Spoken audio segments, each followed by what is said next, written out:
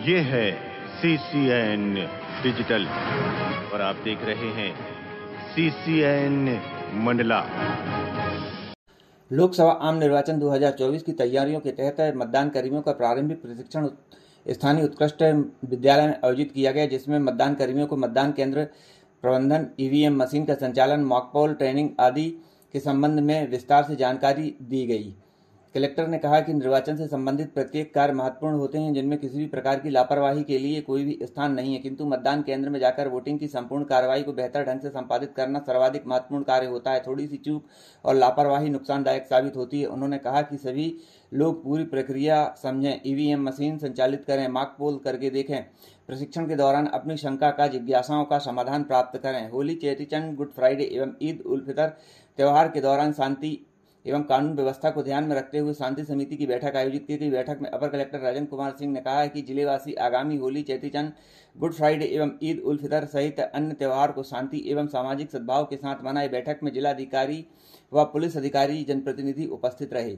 जिला प्रशासन द्वारा जिले में लोकसभा सामान्य निर्वाचन 2024 में अधिक से अधिक मतदान प्रतिशत दर्ज कराने के उद्देश्य से मतदाता जागरूकता गतिविधियां आयोजित की जा रही हैं। इसी क्रम में ग्राम घटेरी, बिचुआ, नारायणगंज तथा बीजाडांडी सहित अन्य ग्रामों में मैदानी अमले द्वारा मतदाता को उनके मताधिकार की जानकारी देते हुए उन्हें अपने मत का प्रयोग करने के लिए प्रेरित किया जा रहा है। साथ ही मतदाताओं को मतदान करने के लिए शपथ भी दिलाई जा रही है।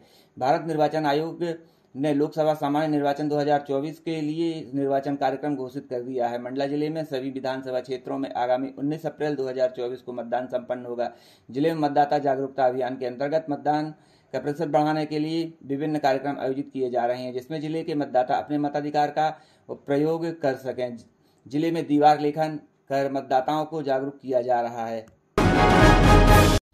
वीरांगना रानी अवंतीबाई लोधी बलिदान दिवस शहर के लालीपुर चौराहा में बड़े ही गर्ममय वातावरण में लोधी समाज के द्वारा आयोजित किया गया। 1857 की क्रांति का बिगुल बज गया था, परंतु कुछ राजा व शासक अंग्रेजों की चापलूसी करते थे। तब वीरांगना रानी अवंतीबाई ने उस समय ऐसे अनेक राजाओं के पास चूड़ियां भेजकर कहा कि देश के लिए युद्ध करो, अपनी आज़ादी को वापस पाओ या फिर चूड़ी पहनकर बैठो।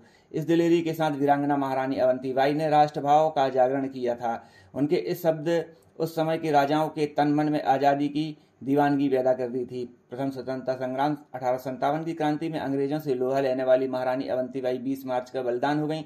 जिले भर में आज़ादी की दीवानी वीरांगना महारानी अवंतीबाई का बलिदान दिवस बड़े ही गर्मामय श्रद्धा के साथ मनाया जाता है। इस क्रम में मंडला के लालीपुर चौराहा स्थित प्रतिमा स्थल पर अतिथियों व लोधी सामाजिक बंधुओं द्वारा महारानी की प्रतिमा के सामने दीप प्रज्वलित कर पुष्प अर्पित करते हुए नमन किया गया। अतिथियों ने वीरांगना के जीवन व व्यक्तित्व को कृतित्व पर विचार व्यक्त किए, जिससे सुनने वालों का रोम रोम वीरांगना महारानी के प्रति गौरवान्वित हुआ। देश की आज़ादी में अविभाजित मंडला का योगदान भी उल्लेखनीय रहा है, जिस पर प्रस्तुत काव्य रचना ने सभी को मंत्रमुग्ध कर दिया।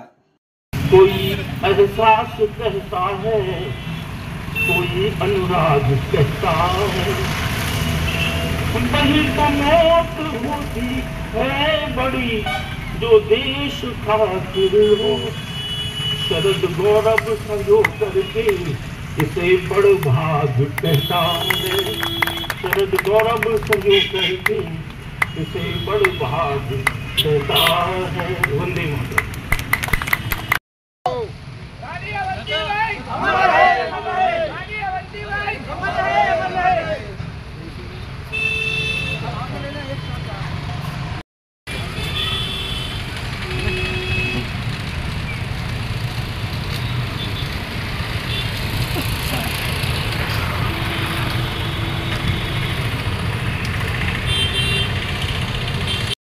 क्या आयोजन है आज और क्या कहना चाहेंगे देशवासियों? जी, आज हम ये मंडला के हृदय स्थल पर खड़े हुए हैं।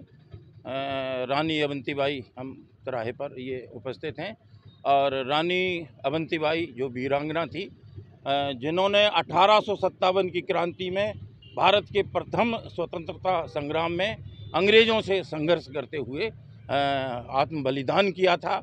अत्यंत शौर्य का परिचय दिया था, देशभक्ति का परिचय दिया था, स्वाभिमान का परिचय दिया था। तो आज यहाँ हम सब देशभक्त और मंडला के नागरिक उन्हें उनके बलिदान दिवस पर पुष्पांजलि अर्पित करने के लिए, श्रद्धांजलि अर्पित करने के लिए उपस्थित हुए हैं। रानी अवंतीबाई संघर्ष समिति के द्वारा आयोजन प्रतिवर्ष किया जाता है और अत्यंत श्रद्धा के साथ में न केवल पुष्पांजलि अर्पित की जाती है वरन वीरांगना रानी अवंतीबाई जी के बलिदान को याद किया जाता है, उनसे जुड़ी हुई घटनाओं को याद किया जाता है और उनके व्यक्तित्व, कार्य और चरित्र शौर्य की चर्चा की जाती है। और निश्चित रूप से एक देशभक्ति का, राष्ट्रीयता का, वतन परस्ती का जज्बा यहाँ पर देखने को मिलता है और स्वयं लोग प्रेरित होकर के यहाँ उपस्थित होते हैं, पुष्पांजलि अर्पित करते हैं। हम जानते हैं कि देश ब्रिटिश हुकूमत के चंगुल में था, लेकिन देश को आज़ाद कराने में अनगिनत लोगों ने अपना बलिदान किया, कुर्बानी दी और 1857 का जो प्रथम स्वतंत्रता संग्राम है वो पूरे देश में चला था। अनगिनत क्षेत्रों में लोगों ने, स्वतंत्रता सेनानियों ने, देशभक्तों ने शहादत दी। तो मंडला की रानी, रामगढ़ की महारानी भी अंग्रेज़ों के विरुद्ध तलवार उठा करके सामने आ गई थी। कम संख्या होते हुए भी उन्होंने जिस साहस, शौर्य और जिस स्वाभिमान का परिचय दिया वो अमर है, हम सब के लिए वो प्रेरणा का विषय है और हम सब हमेशा उनकी कुर्बानी को, उनके बलिदान को, उनकी देशभक्ति को, स्वतंत्र प्रेम को हम याद करते रहेंगे और याद हम कर रहे हैं आज भी और आगे आने वाली पीढ़ियां भी उनको श्रद्धा के साथ में अपना भाव और अपनी पुष्पांजलि अर्पित करती रहेंगी। संपूर्ण भारतवर्ष के साथ मंडला जिले के भी अनेक स्थानों में स्वतंत्रता संग्राम की प्रथम पंक्ति में 1857 की क्रांति में शहीद हुई वीरांगना रानी अवंतीबाई का बलिदान दिवस समारोह यहाँ पर हम लोग सब मना रहे हैं। अवंतीबाई संघर्ष समिति एवं जिला लूधी क्षत्रिय समाज के संयुक्त तत्वावधान में ये आयोजन है। ये 166वां बलिदान दिवस है।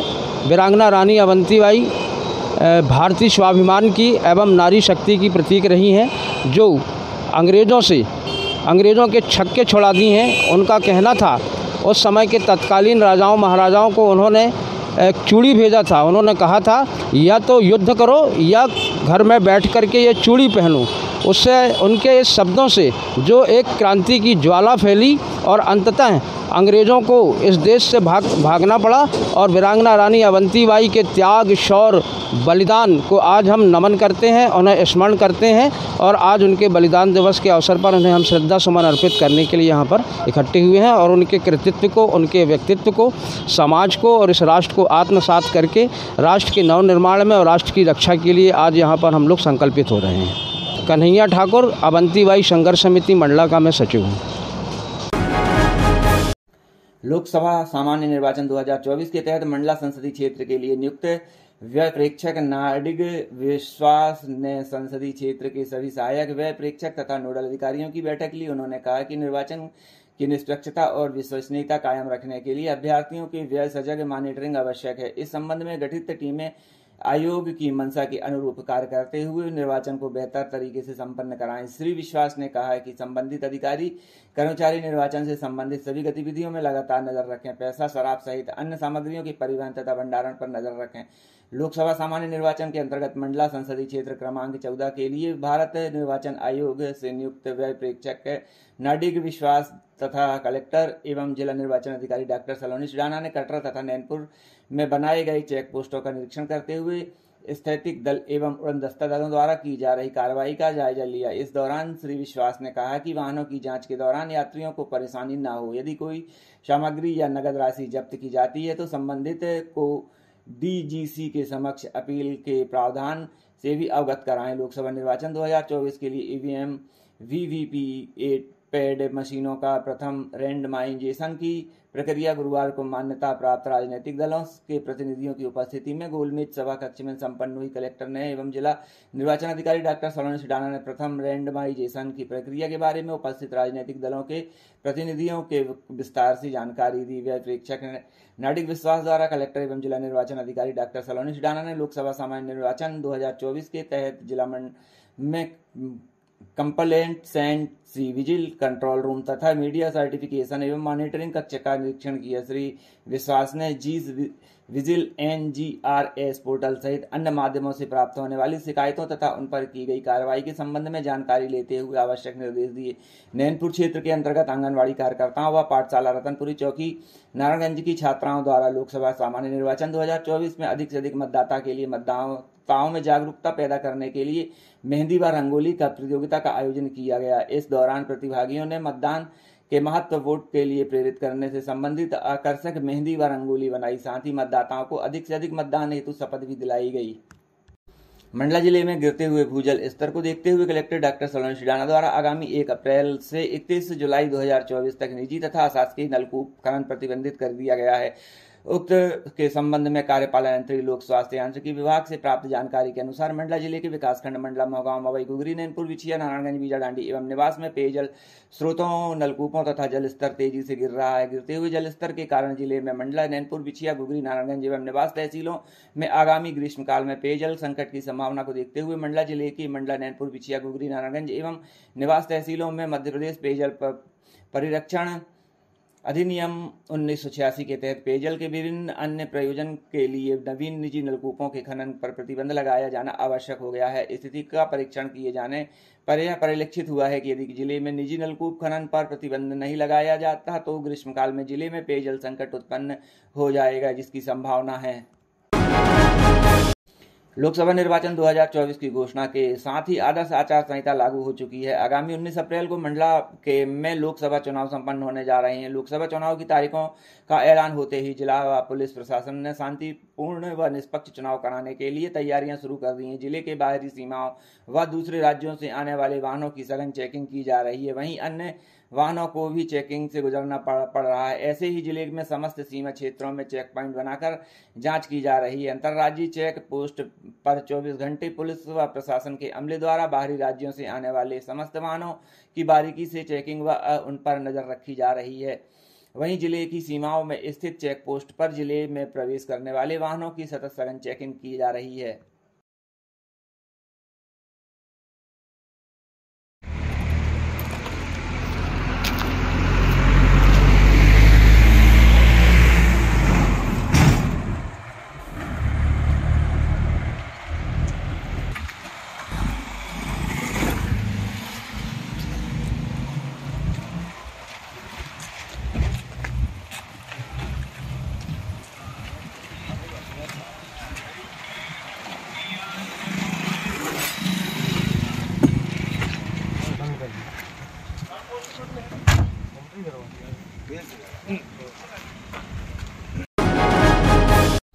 लोकसभा चुनाव के मद्देनजर मंडला पुलिस के द्वारा वारंटियों की गिरफ्तारी, फरार वारंटियों की तलाश एवं आपराधिक प्रवृत्तियों के आदतन अपराधियों के विरुद्ध अभियान चलाया जा रहा है। इसी तारतम्य में अनुविभागीय अधिकारी बिछिया के मार्गदर्शन में थाना प्रभारी बिछिया द्वारा टीम गठित कर फरार आरोपियों की गिरफ्तारी हेतु टीम का गठन किया गया। बिछिया पुलिस द्वारा पूर्व से फरार चल रहे 5 स्थायी वारंटियों को गिरफ्तार कर माननीय न्यायालय में पेश किया गया है। 19 मार्च 2024 को हुई अचानक बारिश के साथ ओलावृष्टि के मंडला जिले के बिछिया मोती नाला क्षेत्र में कई गांव प्रभावित हुए हैं। किसान बहुत परेशान हैं। गरीब किसानों के कच्चे व खेत में लगी फसल खलिहान पूरी तरह से प्रभावित हो गई है। 19 मार्च को लगभग 3 बजे से बारिश के साथ ओलावृष्टि लगभग 1 घंटे तक लगातार होती रही। गरीब किसानों के कच्चे घरों की छतें टूट गई हैं। किसान घरों से बाहर सुरक्षित जगह आसरा लिया जिससे कि छत टूटकर उन पर न गिरी। ग्रामीणों ने इसकी सूचना प्रशासन को दी है। ओलावृष्टि में प्रभावित किसानों को उचित मुआवजा की आस है। कल ही गिरा है ये। हाँ, ये सब कल ही गिर गया। यही हाल मेरे घर का भी गिरा है यार, ऐसे ही नहीं करा हरा नहीं है, मगर क्या करूं, सटन भी टूट गया। थोड़ी सी दिक्कत हो गई बाले बच्चे की, थोड़ी बहुत दिक्कत वाला काम है। वो तो आप लोग सुरक्षित हो, ये भाग्यशाली हो। हाँ, इतनी बड़ी जगह बच्चों को सुरक्षित रख लिए, माता राम को रख लिए, आप लोग रह गए, ये सबसे महत्वपूर्ण बात है। किसी को हाथ नहीं हुआ, कोई बाल बच्चों को प्लस वहाँ भगा दी जाऊँ भैया, प्लस तो घर में भगा दी थी खिला हाथ में रखे तो घुल गया, नहीं तो खूब भागना पड़ा था।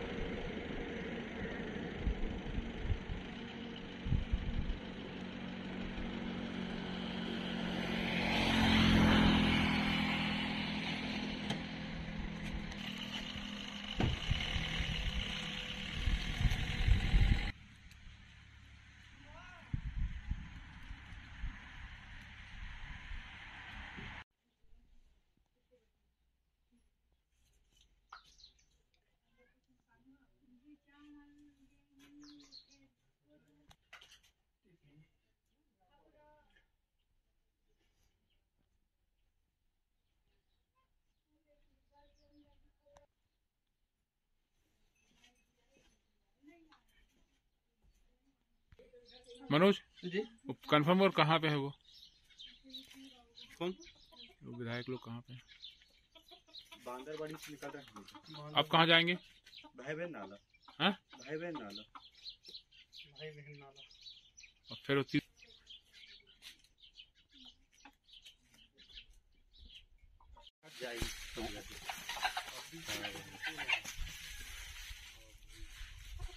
एक कभी लिए नहीं बचा सर, वो आप तो देख रहे हैं।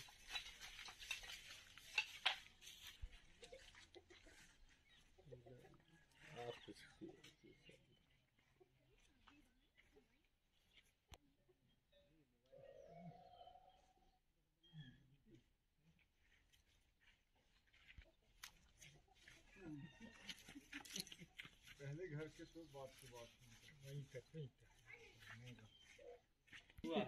यही लोगों का आप फोटो खींच लीजिएगा, उसके बाद उसके हिसाब से आप कार्रवाई कर दीजिएगा।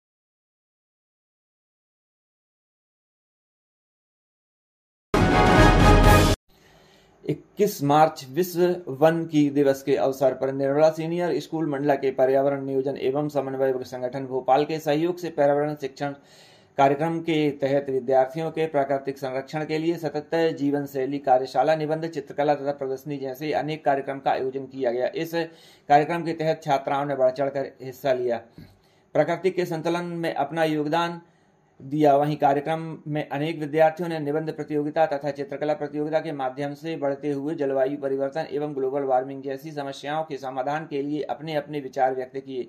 सभी ने एक ही बात का संकल्प लिया कि हमें हर तरह वनों का विस्तार करना आवश्यक है तथा हर व्यक्ति को एक एक वृक्ष लगाना अति आवश्यक है, तभी हम भीषण समस्या का समाधान कर सकते हैं। छात्राओं के द्वारा वृक्षारोपण के लिए भी शपथ ली गई।